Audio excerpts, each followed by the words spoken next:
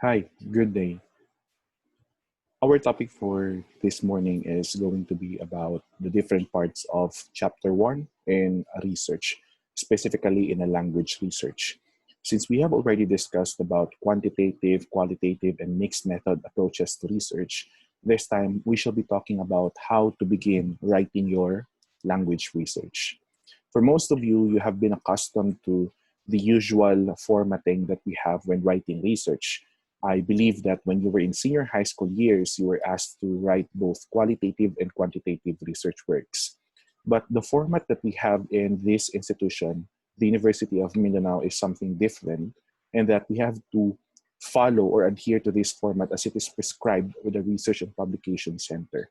So, my task this morning is to make sure that you fully understand the different parts of Chapter 1 and the contents expected for each of the parts in the said chapter. So that is our unit learning outcome to present the different parts of Chapter 1 in a research. To begin, let us talk about what Chapter 1 basically contains and its purpose. For some of you, you have already understood that Chapter 1 is very essential in research writing. This is the chapter where you establish the problem or the gap in your research. Also, this is the part in your research where you really make sure that you have a strong foundation of your research by establishing the urgency, the problem, the necessity to conduct your research.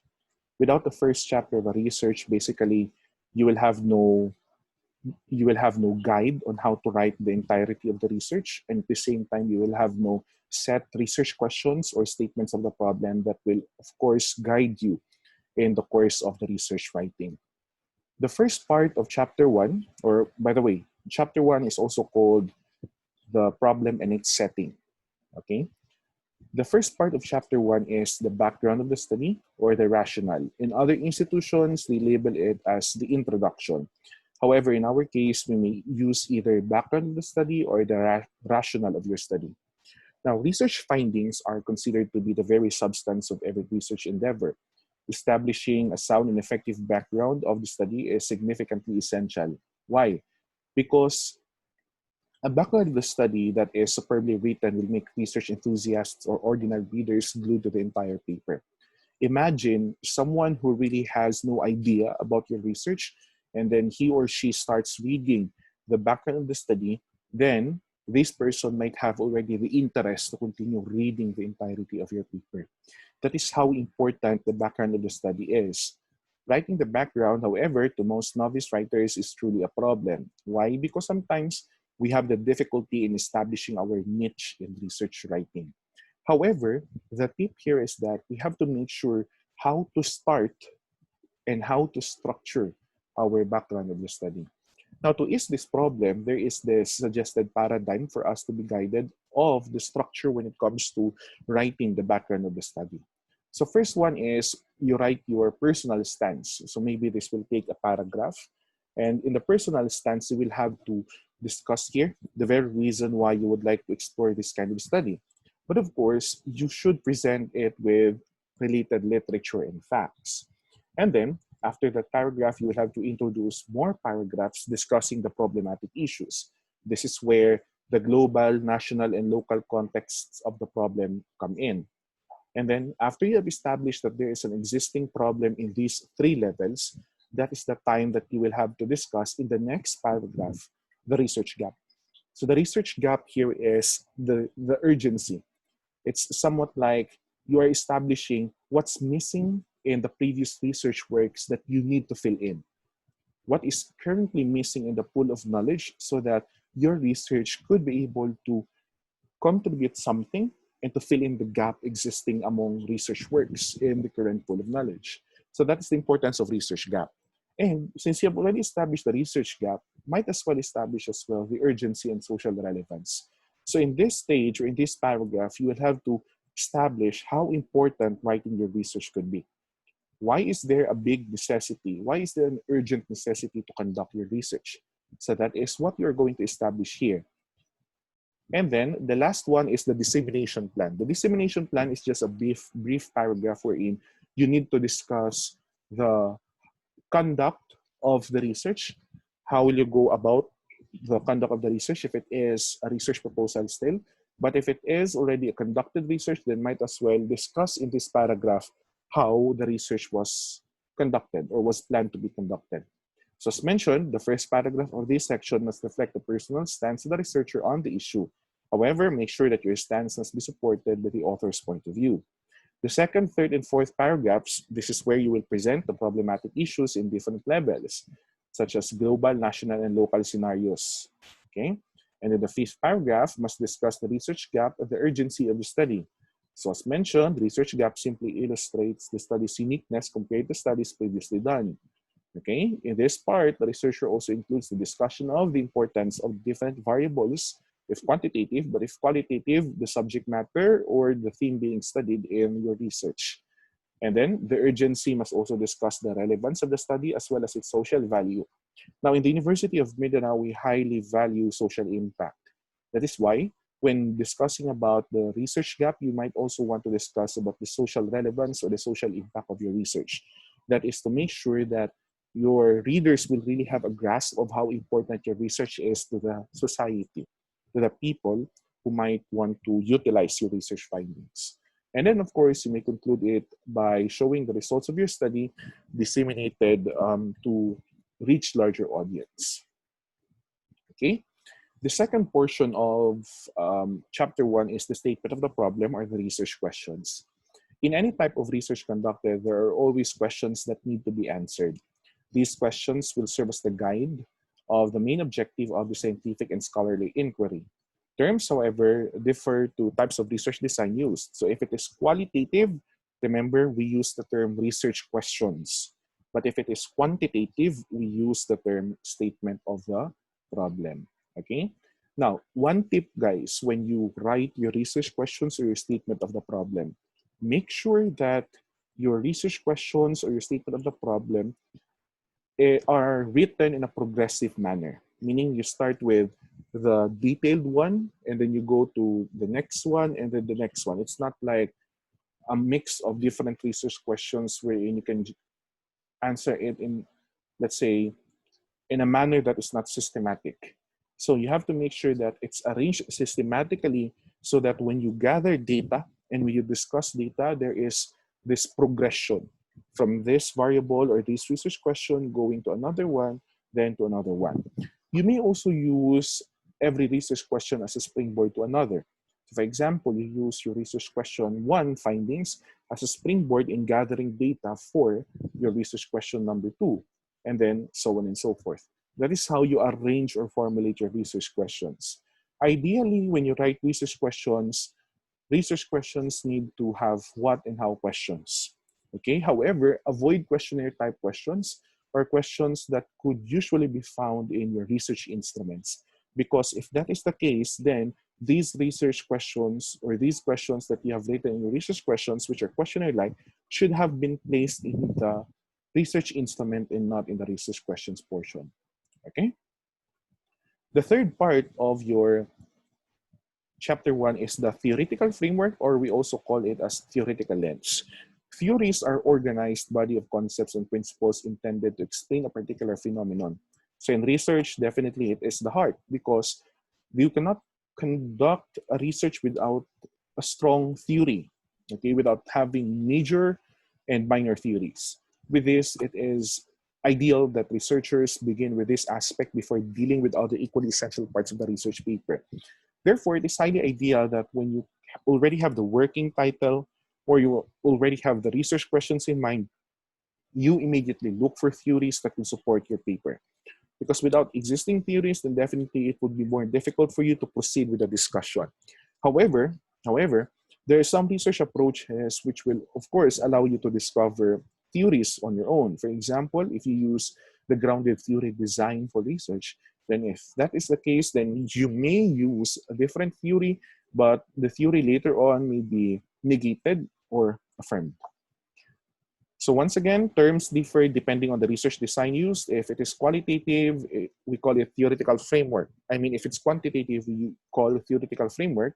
And if it is qualitative, we call it theoretical lens. So if you are planning to conduct a research on discourse analysis or critical discourse analysis or language assessment, then you have to use the term theoretical lens because these designs are qualitative in nature. Since theories are premises that the study proves or disproves, they are generally used in concluding the study's objectives, whether they affirm or contrast to the study being conducted. Now, if it is a theoretical framework, the theory or theories should reflect the connection or the relationship between variables of the quantitative study. This is in the case of quantitative study where we have variables, because remember, if it is qualitative research, then we do not have any variable. Okay? Nevertheless, in the absence of a theory, a proposition may be used. In the writing of the theoretical framework, the title, the proponent, and the year of publication have to be introduced first. In the theoretical framework or the theoretical lens, it does not necessarily mean that you have to look for an established theory with a theorist. Okay? You may use a proposition, okay? Something that has been a product of careful research or examination of research findings. You can use it as a citation or part of your theory. Okay, this is in the case of the absence of an established theory in your for your paper. And then the theoretical lens works in the same manner, except that in qualitative types, it does not reflect the link or the relationship of the study's variables with that of a quantitative, since qualitative as a way has a different way of applying the theory to the analysis of data. Because in qualitative research, we contextualize the theory based on how the research findings come out later on in the analysis or interpretation of your data. Okay? Another part is the conceptual framework, which is found in quantitative studies only. Okay? In the conceptual framework, the research variables and the indicators are defined or discussed conceptually and operationally. Right after a short introduction of the conceptual framework, the study's schematic diagram is to be placed on the next whole page. Any unfinished discussion should be continued on the next page after the figure. So this is a sample conceptual framework. Now, in the conceptual framework, we have to be aware that we have the so-called independent variables and dependent variables. So I know that you already have an idea what these two are. Independent variable is the variable causing change or an impact to the dependent variable.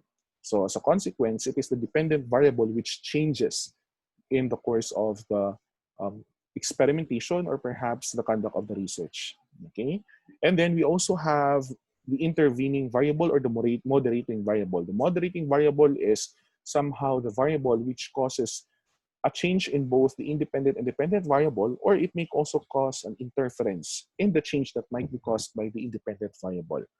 Okay, so this is how we structure the conceptual framework, but it depends on the variables that you have. Usually the conceptual framework, when writing this one, you refer to your research questions or to the statement of the problem so that you would know what variables need to be included in your paper. Okay. Another one is the hypothesis. The hypothesis is also used in quantitative papers.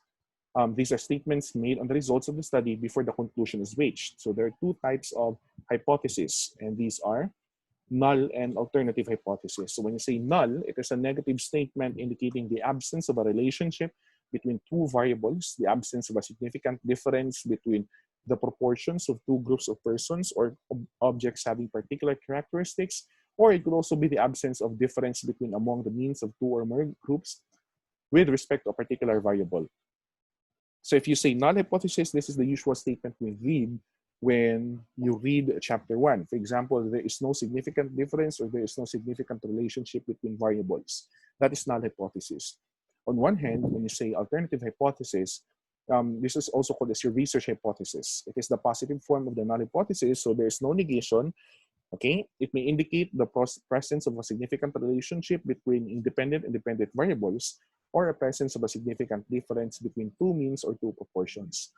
So for example, later on when you have the research findings already and they have been statistically analyzed by a statistician or using a statistical instrument or tool, and then you found out that there is a significant relationship or significant difference, then that is the time that you can reject the null hypothesis and accept the alternative hypothesis. Okay. Otherwise, if it's the opposite, then you reject the alternative hypothesis and accept the null hypothesis. Okay. Another thing that is very critical or important when writing your chapter 1 is the significance of the study. Possession, Go, and Albano in 2011 stated that the researcher must justify his or her choice of problem by demonstrating its practical importance, in particular to the intended readers of the study. So some of your readers might question, Why is it very important to conduct your research? For example, in language research, it's very hard to look for social relevance when most of our research works are intended only for the appreciation of the linguistic components of the use of language on an everyday basis. Okay? So if that is the case, then we have to clearly establish the significance of our research. For example, when we do discourse or critical discourse analysis of the president's or presidential speeches, if we are to look at it, at first glance, then perhaps some people would have questions on what's the significance really of conducting such a work. However, on the perspective of linguists like us, we would look at it as something that is very useful because the use of the language by the different presidents in their political speeches also reflect ideologies. And these ideologies could affect us as citizens of this country. Okay? So that is why it's very important that you establish the significance of your research. To whom will your research findings be significant? Okay? So when you write this portion, you have to achieve the following. First one, you have to identify a group of people, agencies, or institutions that would benefit from your study. For example, what benefits will the society derive from this study? Okay?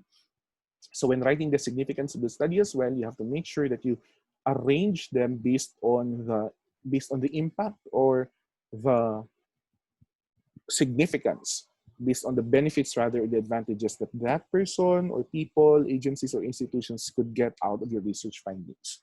Okay? And then you have to be precise in discussing what specific benefit this group will receive and identify only those groups of direct significance. Okay?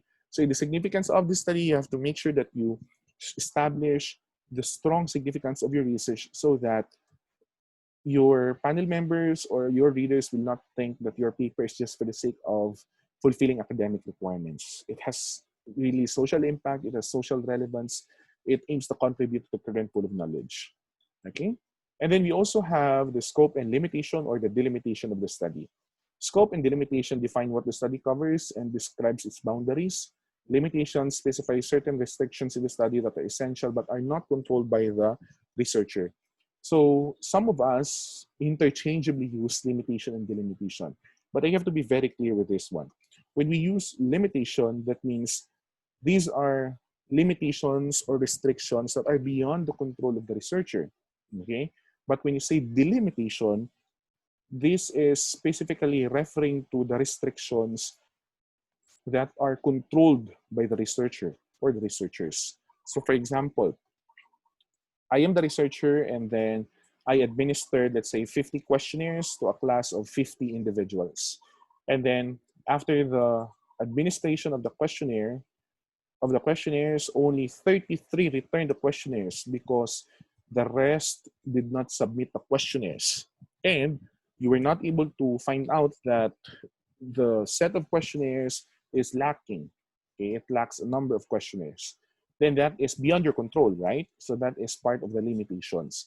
However, when you say delimitation, let's say you went to the room of 50 students, however, based on your set quota, you only need 30. So instead of administering questionnaires to all 50 students in that room, you choose to administer it to selected 30.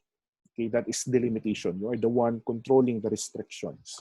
Okay, so we do not interchangeably use limitation and delimitation, as each of these two terms has its specific use or purpose. Okay, and then we also have definition of terms. According to Position, Go, and Albano in 2011, it's very necessary to clarify terms used in the study by defining them contextually or operationally. Defining terms is limited to important concept of words found in the title. Please take note that the title can even be changed after the conduct of the study because whatever title that you have defended for your title defense or outline defense could still be considered as your working title, and there might be some changes along the way. Definition of terms are needed to help the readers understand fully some terminologies used in the study. So there are two types of definitions. I hope you bear these in mind. First one is conceptual definition, and second one is operational definition. Now, the best way to remember this one is that when we talk about conceptual definition, it has to be based on a citation or based on a reference, meaning proper authorities need to be cited to establish what the term really is or what the term really means. That is conceptual definition. But when you say operational definition, it is your role as the researcher to define the term based on how the term will be used in your paper or how the term was used in your paper. That is operational definition, meaning it's a contextualized definition. So for example, when you define, let's say, University of Mindanao as one of your terms, if it is conceptual definition, then you have to look for references or citation which will define what UM is or perhaps describe it. Let's say University of Mindanao, according to BLAS in 2011, is an academic institution which is definitely non-sectarian, so on and so forth. But when it's operational definition, it's you who's going to define it. So let's say University of Mindanao is the research locale where the study was conducted. Okay, so that is how you define it operationally. Now, since you have fully understood the different parts of chapter 1, I'd like to emphasize that there is still one more section found in your chapter 1, and that is your review of related literature and studies. However, I will have a separate discussion about that one because you will also have to understand more on the citation, the in-text citation, the citation styles, most especially the 7th edition APA citation style. So in the meantime, I want you to process everything that you have learned about the different parts of chapter 1. Now, if you have more questions, kindly post them in the open forum section. Thank you.